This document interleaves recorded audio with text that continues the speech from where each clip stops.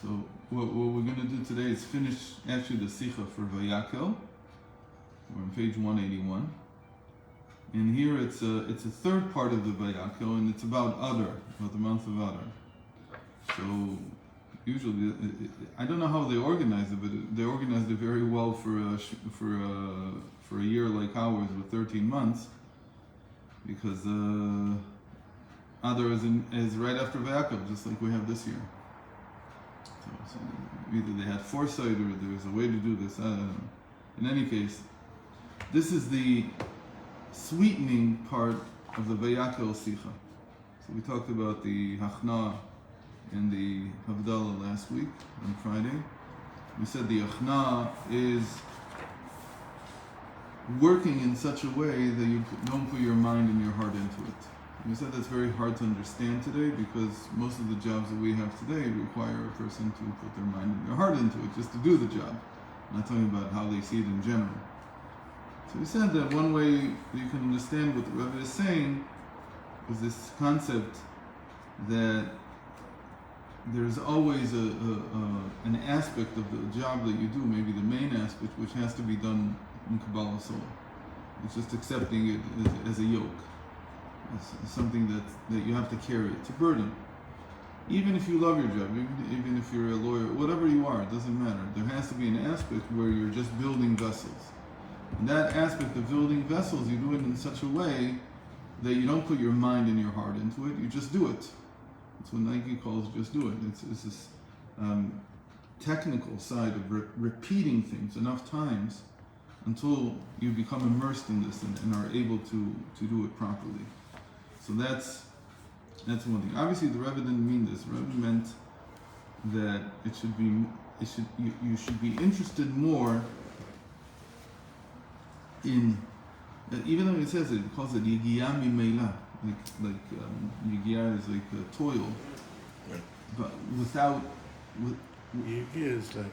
intent. Mimela means without intent, meaning that you let habits form in your work. Okay, so he didn't exactly mean this. He meant that we should be interested in work as a means and not as an end. That was his main message.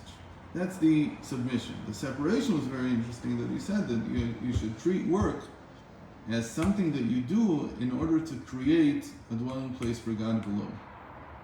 That's a completely different take on what work is. Completely different. And he learns that from the Mishkan that had 39 categories of toil, of work, of labor, and Shabbos, which has 39 categories of labor, and from that you learn that the 39 categories of labor, which are forbidden on Shabbos, they come from the tabernacle, which means that these 39 categories of labor, they are, whether they're in the tabernacle, whether they're in life, they're meant to make a dwelling place for God below. Okay?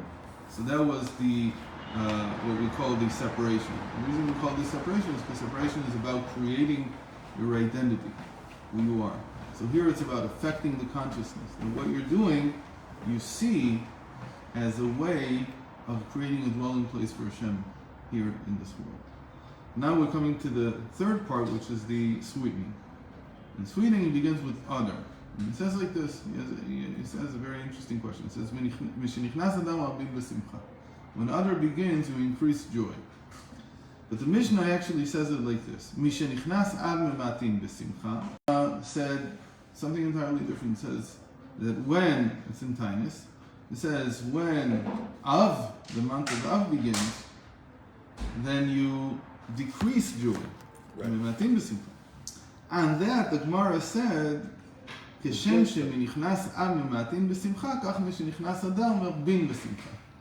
the Gemara says, just as when Av comes in, you decrease the joy, you increase the joy. That's how the Gemara said this, the Talmud. So he says, how can this work? These two are opposites. How can you say, just as this, so this? When the two things you are referring to are exactly the opposite from one another, but they're opposites in more than one way. He's going to show it.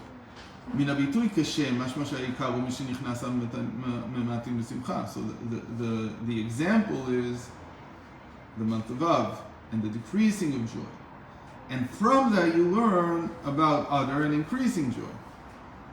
ואילו משנכנס אדם מרבין בשמחה אינו בבחינת כשם הנלמד כשנכנס. Second, לאידך גיסא אנו רואים באשר לפועל שהמשנכנס הממעטים בשמחה הוא מוגבל. When you say that when you decrease joy, that's limiting joy. That's causing a limitation. So there's a limitation. There's a border, an end to it. But לא בכל ממעטים. What does it mean there's an end to it? Because you don't decrease joy in certain things. For instance, if you finish learning the Maseches of the Gemara, then you do have a Seudas Mitzvah. You can even have meat in it. But ישנם ענייני שמחה גם באב. There are joyful things even in objects. We just gave an example. ואילו המשנכנס אדם מרבין בשמחה הוא ללא כל הגבלה עד כדי עד לא ידע. But when you're talking about increasing joy, there's no end to it. So here's very, very interesting things. Why, when you think about it, when you look at the Rebbe's thought, there's one thing that repeats a lot. It's this thing without end, the limitless, unlimited, the infinite, the unlimited. It's something that is all through his thinking. I was talking to someone yesterday about Russian thinking. Rebbe was Russian. So, actually today he'd say he's Ukrainian. So he can smack dab in the middle of the Ukraine, the Dnieper. So somebody told me something very interesting. He said, Russia doesn't think it has any borders. So you have to understand that it's a completely different mentality than Western mentality. Western mentality is very big on borders, on limits between people. This belongs to me, that belongs to you. And we don't cross the border for anything other than peaceful exchanges. Like that's a very Western attitude. It says, in Russia they don't have this attitude. How can you not have this attitude? A Westerner can't even fully understand this. What do you mean you don't have? Well, when you have such a big country, and seemingly there's no end to it, so you don't have that concept.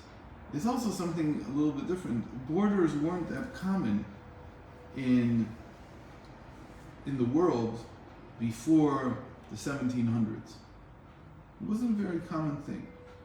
And then borders started becoming formed, and then in the 1800s they really made an impression on people. And from then on, the West is very much about borders. And Westerners almost can't think of a world without borders. So now the Rebbe grows up in a place where you can mamish argue that the concept of having limits is not so big. What do you do with that? So you can come and you say, you understand that when you don't have limits in physical matter, that's not a good way to live. Because there are other people in the world, and the fact that you don't think there are any limits means that you're going to do exactly what Russia does, which we don't like. I think that the Rebbe transmuted this, and he sublimated this whole concept to think about that the realm without borders is not in the physical, the realm without borders is in the spiritual. And so he talks about this so much because he's taking this very Russian concept, which is not so common in the West, and he's presenting it to us in a way that we can use it for Avodas Hashem, using it to serve Hashem. I think that's an incredible analysis of one of the most important concepts in this thought, because you don't find this talked about that much by the Alter Rebbe, by the Mittler Rebbe. They don't talk about it so much, about this concept of without borders. It was just given back then, but the Rebbe makes a very big deal out of it. Okay, so this just as a sideline, because now he's going to be talking about this, because he wants to understand how do you come to this state, of being joyful without end, without any limits. ולכל הבלתי מובן הדבר, simply you can't understand. מאחר שכל העניין שנכנס אדם מבינו ושנכנס אב ממעטים דרשון הגמרא כשם, מדוע אם כן משנכנס אדם מבין שמחה ובמידה יתרה מאשר משנכנס אב ממעטים וכו'. It says if the joy that you limit on Av has limits, You limit and it has limits. Why is it that when it comes to joy in other, there are no limits, as it were? On the contrary, it's ad lo yada. Ad lo yada means without end. Until you don't know the difference. Without end. ההסבר הפשוט לדבר הוא כי השמחה צריכה להיות תמיד, אפילו בחודש אב. So the simple reason is because joy is omnipresent, should always be in your life. תמיד קיים הציווי של עבדו את השם בשמחה. You're always commanded and obligated to serve Hashem with joy. ולפיכך כשנוסף גם מרבים בשמחה, הרי הוא ללא הגבלה. So if you come and you say, increase the joy above what you're supposed to do anyway, so it means to go beyond the regular limits of joy. So it should be unlimited. הממעטין הוא מוגבל לפי שגם אז צריכים להיות עניינים מסוימים של שמחה. But because joy is always required, you're always obligated. So when you say you limit the joy and Av, so obviously you're only limiting it. And so it can't become to the people who Av starts. So they're very mahadr to make sure that they're so without joy that they have no joy at all. It's wrong. You still have joy. And joy in serving Hashem all the time. When you go to shul, you should be joyful. When you learn, you should be joyful. שגם אז צריכים להיות עניינים מסוימים של שמחה במיוחד משום הציווי שיעבדו את השם בשמחה. תוכנו הפנימי של הדבר. But okay, so that's a technical reason. But what is the inner reason? על פי מה שהוסבר במאמר, and what Maimer is, I'm talking about the Maimer Kitisa of Tafshin Tet Zayin. שתכלית הכוונה היא הביצוע שנתהווה הקדוש ברוך הוא להיות לו יתברך דירה בתחתונים. The purpose of all creation is that God wants to have a dwelling place below. וכשם שהאדם הדר בדירה נמצא בה בכל הווייתו, כך הפירוש של דירה בתחתונים, שהקדוש ברוך הוא יהיה למטה בכל עצמותו ומהותו יתברך. In the same way that a person lives in his house, he feels that he is entirely there. It's his entirely. He's completely comfortable. He's so comfortable that if he's not sneerstic, he can walk around even naked. He himself, as he is, his being as it is, he's so comfortable in his house. That's how comfortable Hashem has to be in the world. That's the purpose. That's what it means, and Rabbi El used to give this as an example. This is an example, I think, because of this minor. He used to say that to make a dir of a tachtonim, as the Rabbi explained, means that Hashem should be so comfortable that he can walk around in his shorts. That was the example he used to give Talmidim in 770. He actually used to say this. He didn't say shorts. He said in his tank tops. In his what? Tank tops. He's an undershirt.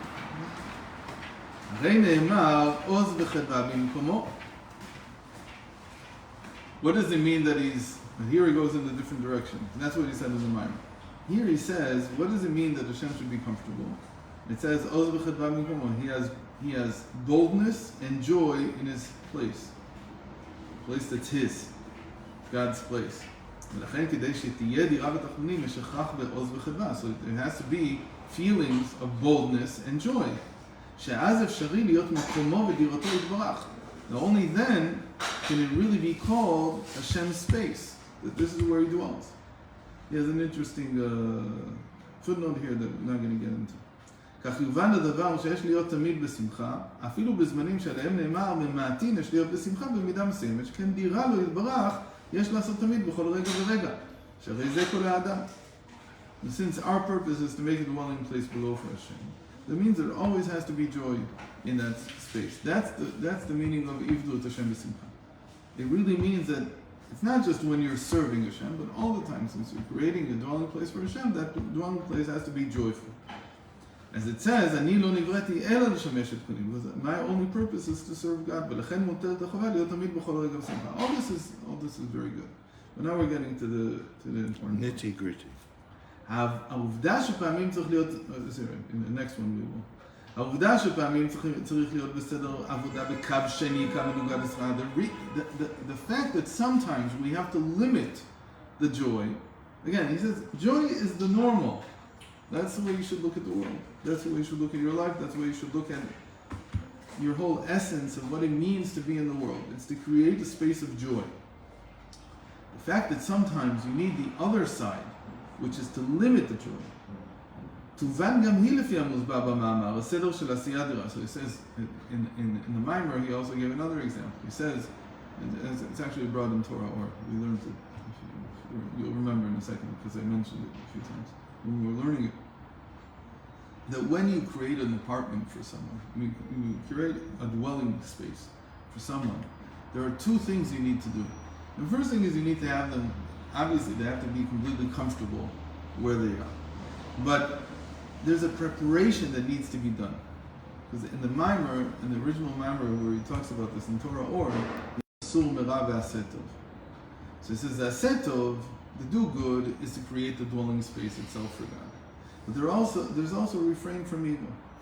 What's the refrain from evil? במשל, אסירת דירה למלך בשר ודם, ראשית יש לנקות את המקום מכל לכלוך. You first of all have to clean it. And this again, Rabbi when he used to teach this, he used to always say this. And it means literally to go around making sure that the apartment is clean. And so you're talking about sure that your life is also free of anything negative. It's not just having joy, it's also not having the negative. What's the negative? The negative is that we have a certain limitation in certain times that is what cleans it out. So in Av, the fact that we don't have unlimited joy, that's the cleaning out, that's the Sur Mirah that we do in Av. But it's also refraining from any kind of forbidden things not to do. Only after that, after you've cleaned it out, do you bring in, or do you make it into the dwelling place for the king? Same thing in spiritual work. First you have to take out the garbage. What does it mean to take out garbage in spiritual work? It means bitterness. Because bitterness takes out the feeling of enjoying those things that I did wrong. The bitterness is the regret over what I did wrong, and it takes it out in the same way that the salt is called bitter in the Talmud, and it takes out the animal soul, the unyielding part of the animal soul from a piece of meat. That's why we kosher it with salt, because it takes out that little bit that needs to be taken out of the blood, which contains the essence of the animals. So the same thing in a person, the bitterness in me, my regret over the things that I did wrong, that itself is what takes out the negative from my psyche, from who I am. And that's what you do in Av, when we limit the joy. We don't limit the joy, we actually have a sense of bitterness. You get to that by a sense of bitterness. It's not that you're not joyful, you're very joyful, but you're bitter over those things that don't belong. You could say in that sense that it's like a preparation for Elul, Av and Elul. It's well known that Av is the acronym for Elul Ba, right? Elul is coming. To remove those things because of which we've exiled from our land. But that's only a preparation for the dwelling place that you're creating for God. You can't make that into the main thing. The bitterness is not the main thing, it's just a preparation. The main thing is the joy. And the joy is what creates that is itself. When a person is joyful, that means he's a dwelling place for God. If he's not joyful, he's not a dwelling place for God. God cannot dwell there. So all this is very interesting. Now comes the real clincher. הנאמר בגמרא ביחס למי שנכנס אב מרבים בשמחה בהדגשת לשם, שממנה משמע שנכנס אב מרבים נובע ממי שנכנס אב ממעטים, יובן לפי המוסבר בתורת החסידות, שיתרון האור בא מתוך החושך דווקא. So why does the Talmud say we increase our joy in other just as we lessened it in Av? Because there's a principle in Chassidus that the greater aspect of good comes out of the negative.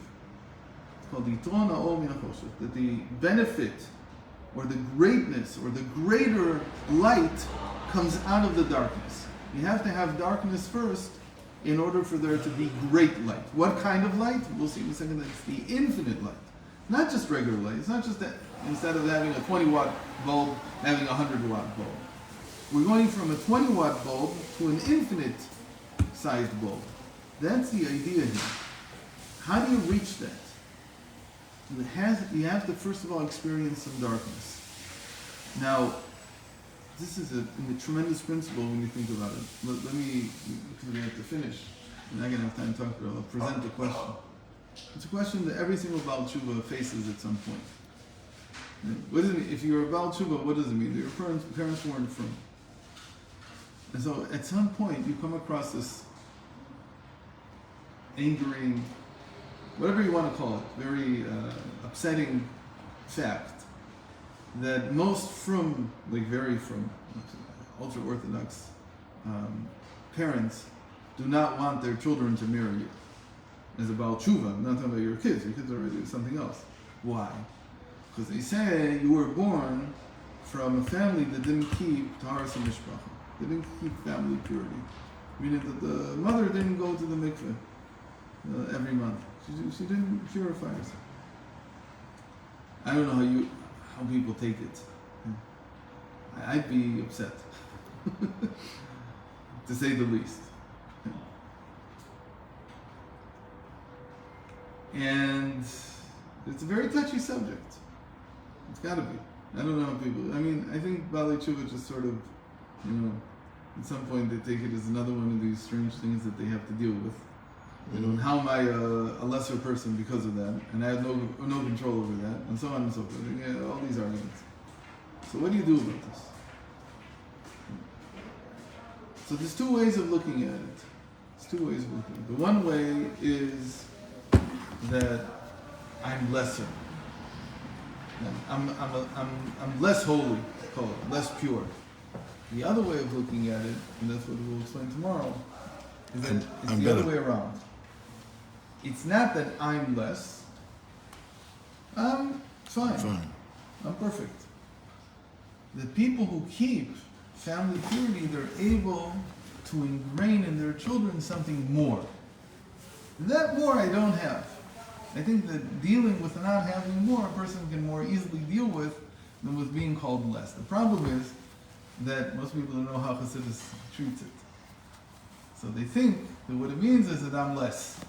But that's simply an improper explanation of what it means that Yitron ha'or ba min ha'choshech, that the greater light comes out of darkness. And so tomorrow I'll explain this you've never heard this explanation before, because it completely changes the whole way you look at these things. So that'll be in tomorrow. You have to hold yourself to them. I have a question. Is it related? Just supposing tomorrow we learn after you daven. Oh.